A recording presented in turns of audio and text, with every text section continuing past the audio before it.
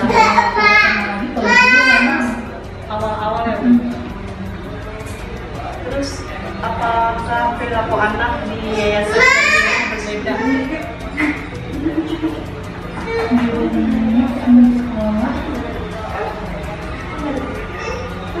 Kadang tuh di rumah lebih ini ada yang mamanya apa kantornya kadang aja. Kalau di sekolah sudah tidak tantrum lagi ya Bu. Terus bagaimana perilaku anak terhadap ibu selaku pendamping? Kalau sama ibunya nolak aja ya. Bagaimana perilaku anak kepada teman-temannya di yayasan ini? Sama temennya kalau temennya kan artis nih pada punya ada teman jadi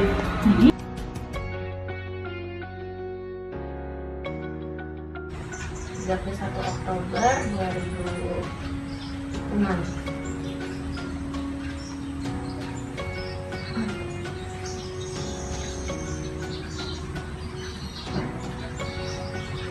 Laki-laki.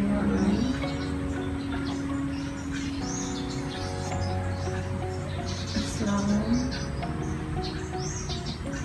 Status anak pertama kandung Bu lah. Iya.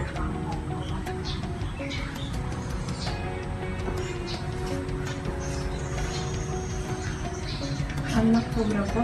Anak pertama dari dua bersaudara. anak sekolah Madana Dunia. Iya. Bu, ada bangku nih. Iya. Kalau surat Nah, senang. alamat tempat tinggal. Simpang Lesti 5. 39A.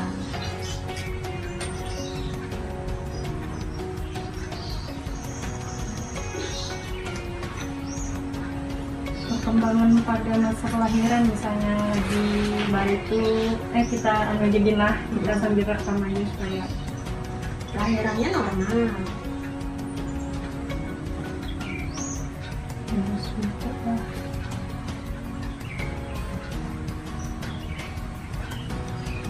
berarti lahirnya normal. Lahirannya normal.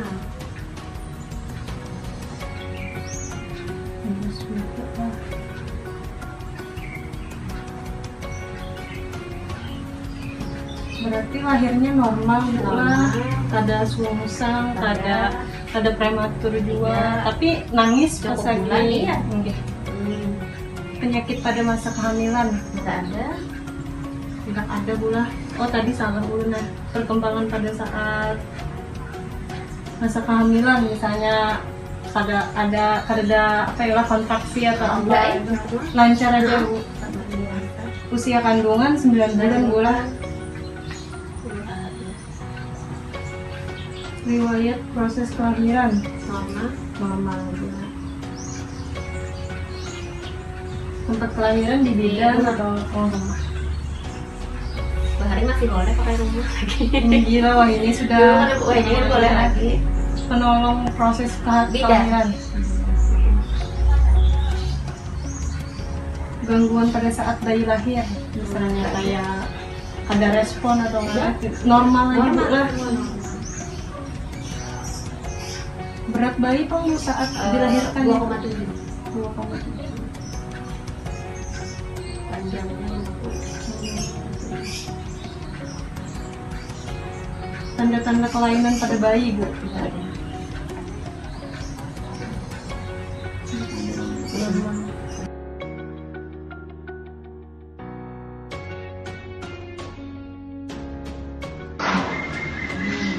Ya.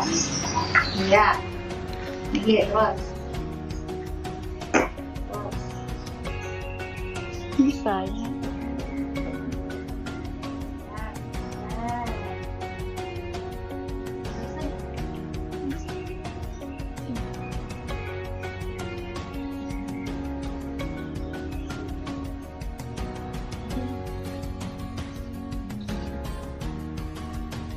Oke, assalamualaikum warahmatullahi wabarakatuh. Kami dari kelompok 4 ingin mempresentasikan hasil diskusi kami yang berjudul Dampak Pandemi bagi Pembelajaran Anak Autis yang diampu oleh dosen Dr. Imam Yuwono MPD dan Dewi Ekasari Kusumawati MPD, dan yang disusun oleh Adarana Berlianing Tias, Alvina Damayanti, saya sendiri, Gusti Muhammad Riyad, Muhammad Iqbal, dan yang terakhir Nolatifah Sapitri. Autis merupakan gangguan perkembangan neurobiologis yang sangat kompleks dalam kehidupan yang meliputi gangguan pada aspek interaksi sosial, komunikasi, dan bahasa. Perilaku serta gangguan emosi dan persepsi sensori bahkan pada aspek motoriknya. Gejala autis muncul pada usia sebelum 3 tahun. Autis adalah suatu bentuk ketidakmampuan dan gangguan perilaku yang membuat penyandang lebih suka menyendiri. Autis itu sendiri tidak memiliki keterkaitan dengan kecerdasan, walaupun sering ditemukan kemampuan verbal lebih rendah daripada yang lain. Dan di sini saya akan membacakan biodata dari anak autis yang telah kami wawancarai. Nama, Rapa Ayasa, tempat tanggal lahir Banjarmasin 30 Oktober tahun 2000, jenis kelamin, laki-laki, agama Islam, status anak, kandung, anak ke dari jumlah saudara, 1 dari 2 bersaudara, nama sekolah Madaya Dunia, kelas 6 SD, dan alamat Simpang Gusti 5, nomor 99A. Identifikasi yang telah kami dapat melalui wawancara guru, wawancara orang tua, maupun mengamati langsung keadaan anak, dapat dianalisis bahwa anak mengalami hambatan autisme di umur 1 tahun 6 bulan, di mana sebelum memasuki umur tersebut, anak yang telah kami observasi merupakan anak yang berkembang seperti anak pada umumnya, di mana ia bisa berdiri pada umur 9 bulan, bahkan bisa berjalan pada umur 10 bulan. Hal ini tentunya merupakan peningkatan yang sangat signifikan bagi bayi yang sedang mengalami masa perkembangan. Tentunya hal ini merupakan sesuatu yang tidak diduga oleh orang tua. Pasalnya, dalam perkembangannya, anak sama sekali tidak menunjukkan gejala-gejala yang dialami oleh anak dengan hambatan autis. Namun, ketika anak telah mencapai umur 1 tahun 6 bulan, perkembangan anak mengalami penurunan yang sangat drastis, sehingga orang tua memilih mengkonsultasikan keadaan anak kepada dokter yang bersangkutan. Kemudian barulah dokter mendiagnosa bahwa anak memiliki gangguan pada perkembangan saraf yang mempengaruhi perkembangan bahasa dan kemampuan anak dalam berkomunikasi, berinteraksi, dan berperilaku yang bisa disebut dengan autisme. Meskipun anak memiliki hambatan pada saat berinteraksi maupun berkomunikasi bersama orang sekitar, anak akan tetap menoleh serta bereaksi ketika sedang diajak bicara oleh orang sekitarnya. Sehingga ketika kami melakukan observasi kepada anak, kami dengan mudah melakukan kegiatan tersebut. Karena anak yang tidak menjauh ketika sedang kami dekati, bahkan ia bersikap ceria saat sedang bersama kami. Anak juga bisa melakukan sesuatu hal sendiri, seperti mandi, makan, minum, maupun hal yang lainnya. Hanya saja, anak masih suka memasang sendal dalam keadaan terbalik. Anak juga tidak memiliki alergi apapun, maupun hal yang ditakuti, seperti anak-anak autis pada umumnya. Dampak pandemi bagi pembelajaran. Pada masa pembelajaran, anak termasuk anak yang tenang dan rajin ketika diberi tugas dan selalu memperhatikan guru ketika sedang mengajar. Namun hal ini berbanding terbalik ketika anak melakukan pembelajaran secara daring yang dilakukan di rumah saja, yang didampingi oleh orang tua langsung. Anak cenderung malas dalam mengerjakan tugas maupun melakukan pembelajaran karena menurutnya rumah bukanlah tempat untuk belajar, sehingga ketika diberi tugas maupun diberi materi pembelajaran, anak sama sekali tidak mau melakukan atau melaksanakan tugas yang diberikan. Karena anak cenderung malas dalam mengerjakan tugas-tugas tersebut, sehingga orang tua yang mendampingi kesulitan dalam melaksanakan pembelajaran yang dilakukan pada masa pandemi ini. Orang tua juga berharap jika bisa sekolah maupun guru yang bersangkutan bisa meluangkan waktu seminggu sekali paling tidak untuk melakukan kegiatan pembelajaran langsung dilakukan di rumah ataupun di sekolah. Karena ketika pembelajaran dilakukan di rumah saja yang langsung didampingi oleh orang tua, anak sama sekali tidak mau melakukan kegiatan belajar dan pembelajaran. Layanan pembelajaran yang diberikan oleh guru. A. Perencanaan pembelajaran. Pada masa pandemi saat ini, tentunya kegiatan pembelajaran terjadi secara mendadak dan tidak pernah diperkirakan teralihkan ke pembelajaran daring yang ada saat ini. B. Pelaksanaan pembelajaran. Saat ini, pelaksanaan pembelajaran dilakukan dengan media online di mana guru memberikan beberapa materi pada orang tua dan memberikan kesempatan kepada orang tua untuk mengajarkan anaknya secara langsung. C. Evaluasi pembelajaran. Pembelajaran untuk anak autis harus diulang terus-menerus sampai anak tersebut mampu melakukan atau memahami pembelajaran yang diberikan. Layanan pengembangan diri bagi siswa dengan spektrum autis. A. Program kekhususan. Program khusus yang dilakukan yaitu melatih kemandirian anak seperti halnya memakai sepatu, baju, celana, menggosok gigi, maupun melaksanakan kegiatan lain yang dapat membuat anak bergerak sendiri. B. Keterampilan atau vokasional. Untuk keterampilan yang dimiliki anak masih belum ada bakat khusus, namun anak mempunyai ketertarikan dalam hal menggambar ataupun mewarnai. Kendala yang dihadapi guru dalam pemberian layanan intervensi siswa dengan spektrum autis pada masa pandemi COVID-19. Kendala yang paling utama ada pada orang tuanya, karena anak tidak mau belajar bersama orang tua, sehingga jika diberi tugas, anak tidak mau mengerjakan tugas tersebut, karena baginya rumah bukan tempat untuk belajar, sehingga pembelajaran yang dilakukan tentu kurang efektif bagi pembelajaran saat ini. Hal ini tentunya menghambat perkembangan serta proses pembelajaran yang dilakukan. Layanan intervensi orang tua. 1. Bentuk pendampingan orang tua saat pembelajaran online pada masa pandemi. Pada masa pandemi tentunya layanan terbaik yang diberikan yaitu mendampingi anak mengerjakan tugas serta menyediakan media yang diperlukan anak. Namun pada anak yang kami observasi, untuk pembelajaran bersama orang tua sangat sukar dilakukan sehingga orang tua pun kesulitan dalam melakukan pembelajaran pada anak. Namun untuk tugas bina diri biasanya orang tua mencontohkan langsung sesuai dengan instruksi yang diberikan guru yang bersangkutan. 2. Kendala yang dihadapi orang tua dalam memberikan pendampingan pembelajaran pada masa pandemi COVID-19 yang menjadi masalah utama orang tua dalam mendampingi anak, yaitu anak malas dalam melakukan pembelajaran di rumah, sehingga kadang ada beberapa tugas yang tidak diselesaikan anak karena anak beranggapan bahwa rumah bukanlah tempat untuk belajar. 3. Dukungan dan prasarana pembelajaran yang disediakan orang tua pada masa pandemi COVID-19. Adapun sarana dan prasarana yang diberikan media, handphone untuk komunikasi bersama guru. Selain itu juga orang tua memberikan semua media yang diperlukan seperti buku gambar ataupun hal lainnya yang dapat mendukung pembelajaran anak.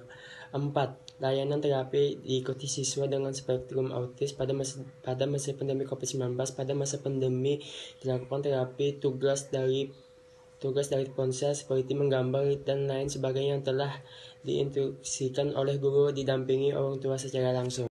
Kesan saya pertama kali saat bertemu Rafa, sangat antusias sekali karena Rafa termasuk anak yang pintar dan nurut, tidak seperti anak autis yang lain.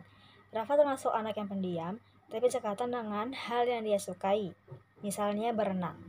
Walaupun dia autis, tapi dia tidak seperti autis pada umumnya dan memiliki kepedulian kepada keluarganya. Kesan saya untuk Rafa adalah Rafa itu anak yang baik, anak yang penurut, mudah bergaul, dan saya melihat Rafa itu anak yang berbakat juga. Saya berpendapat Rafa ini anak yang cerdas, mudah bergaul, dan mudah menangkap komunikasi dari orang lain. Menurut saya, Rapa yaitu anak yang baik dan menyenangkan. Proses observasi kami berjalan lancar. Melalui observasi tersebut dapat saya mendapat sisi positif, yaitu bahwa anak autis juga memiliki kesamaan dengan orang biasa, di mana mereka juga memiliki hobi yang bermanfaat seperti renang, membaca Al-Quran, dan sebagainya. Saat bertemu dengan Rapa, saya sangat senang dengan perkembangannya. Walaupun kami memiliki kesulitan dalam hal berkomunikasi serta berinteraksi. Namun, saya sangat bersyukur ketika telah diberikan kesempatan bisa bertemu dengan anak seceria dan sepintar Rafa. Ditambah lagi dengan hobinya yang suka mengaji, memberikan motivasi bagi kehidupan saya sendiri. Kepada Rapa, tetap semangat dan semoga bisa menjadi yang terbaik bagi semua orang yang ada di sekitar. Melalui kegiatan observasi dan dukungan beberapa teori yang didapat dalam jurnal maupun buku yang telah dipelajari, dapat disimpulkan bahwa pembelajaran saat masa pandemi memberikan dampak penurunan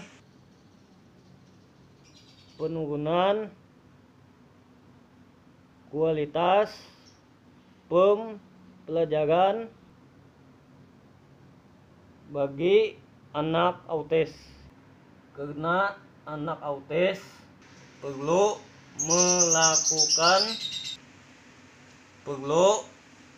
melakukan pembelajaran secara tatap muka, di mana guru secara langsung menerangkan dan memberikan pengajaran kepada siswa sehingga siswa akan mudah memahami materi yang diberikan. Selain itu juga pembelajaran yang dilakukan saat ini dirasa kurang efektif bagi anak. Jika hal ini terus berlanjut, maka anak tidak akan mendapatkan peningkatan terhadap pembelajaran yang dilakukan. Mungkin cukup sampai di sini hasil presentasi kami. Semoga bermanfaat dan mudah dipahami oleh kawan-kawan semuanya. Dan apabila terjadi kesalahan mohon dimaafkan. Saya mohon undur diri. Wassalamualaikum warahmatullahi wabarakatuh.